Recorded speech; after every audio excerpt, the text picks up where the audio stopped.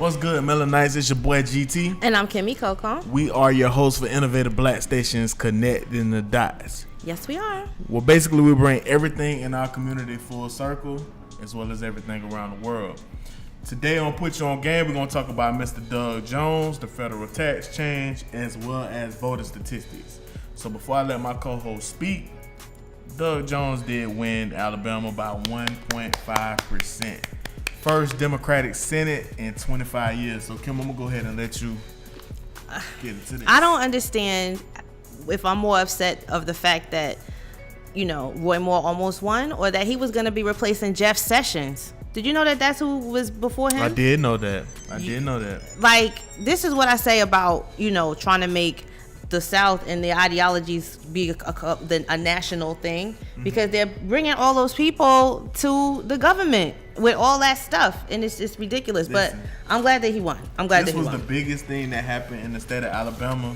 Yes, in a long time. I'm sure. And the Iron Bowl, which the University of Alabama and Auburn play every year. Mm-hmm. When Auburn on the finally play beat number 1 Alabama. This was like the biggest thing since then. It was unexpected. And you learned more about Alabama than you really wanted to know. You want to know something that's funny though?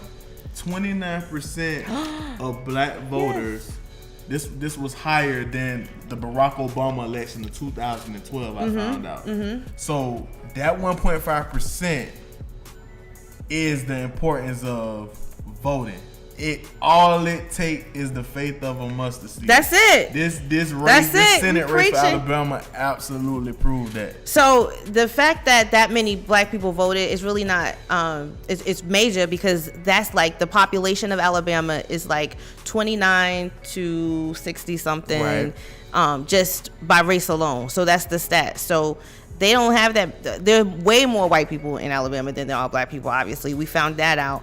And we found out that the percentages were like, the black people voted so high in favor of and the funny part about Doug Jones, in Bill Clinton's second term, he was the United States Attorney for the Northern District of Alabama, and he's also a former prosecutor. So those are some of the facts that I did find out about him, but the fact that he won by 1.5%. So every vote counts, and that's what we've been learning, right? That's like this whole season. That's the thing. Whole season. It's like you might not think that you should go, but it's like it comes down to a matter of that many votes. Even though, you know, 96% of African Americans that voted for him.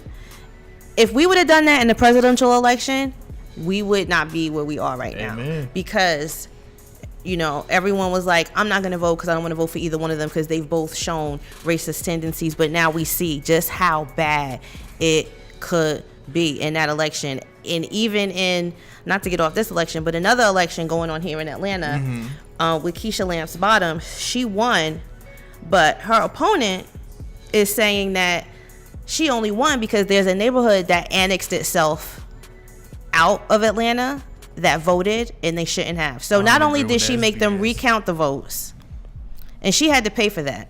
They had to recount the votes, and then after they recounted the votes, guess what? Keisha came out with more. Wow. Then she wasn't even satisfied with that. Now she's saying that, oh, well, this neighborhood, you know, it's weird. Atlanta is like, it's gerrymandering. You know how they like switch stuff just for political purposes? Yeah. She's saying this neighborhood that voted shouldn't have voted, the whole neighborhood. So I don't know what's going to come of that, but it's like. Listen, Doug Jones said something that I love.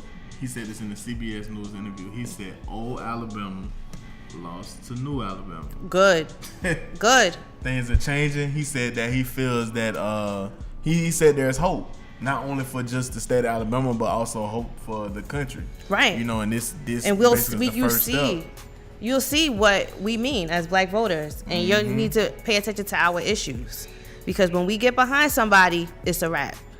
What's the statistics, Kim, as far as like us as blacks voting, not just for the presidential election, but just voting period when it comes to our district, our mayors? What is the statistics of it? Well, statistically, for Obama, I mean, this is what we've been comparing everything to, because we never saw a turnout that we saw for Obama. So when you read the statistics, that's what the benchmark is. Like, so compared to how many people came out and voted, how many people came out and registered, we saw that number is unprecedented with Obama. So when you go for him compared to now, the voter turnout in each election has been low. And we've been seeing that statistically when we check all the statistics. You could go on the U.S. Census on any state and it breaks everything down. And then there was an exit poll done, and in the exit poll they ask, like, are you evangelical Christian, are you black, are you white, are you college educated? And another trend that you see is that with the college educated, white or black, or with the evangelical Christian, which is weird because they have been voting Republican. They voted for this guy that was accused of child molestation or whatever. But it's like, you know, that's religion and spirituality. You know what I mean? Like, clearly, I don't know. Also, another thing, Kim, we was talking about the federal tax change earlier in the week. Me and you was having a conversation. Oh, yeah. Didn't you tell me, you said Florida didn't have federal tax? Florida doesn't have state tax. Texas doesn't have state tax. There's a few states that don't have state tax. State tax, okay. Yeah, but the federal income tax and the state income tax, they're gonna vote, I think, this week, but apparently the Republicans think that trickle down economic theory works, right? Okay. So they're giving corporations a tax break. It's going from like 30 something to 20 something, which doesn't seem like a lot, but when you're talking about billions and trillions of dollars, it's a good thing. And what they're saying is, because they're gonna pay you more. Let's break this down. Yeah, I see this a lot, not only with just nationwide, but I also see this in jobs too. Because a lot of my reps don't understand the difference between federal tax and state tax. So let's break down the difference between what federal tax is and state tax, because that's something that they see on their checks. So the federal tax goes toward federal things like the government. State tax goes to things like the municipalities. Okay. Your state, it pays for stuff in your state government. Some states have like state health plans. You know what I mean? And you know, because a lot of states didn't, that's why one of the things why Obama wanted to, you know, implement Obamacare. But anyway, so it goes for state and federal goes for federal stuff. So that's what I'm saying, like voting and all these things that you do, you're paying taxes for this government to run. So don't think that you don't have a say-so in what goes on, because you do. They take it out of your check. They take it, they get paid before you get paid. That is interesting. Yeah. All right. So vote.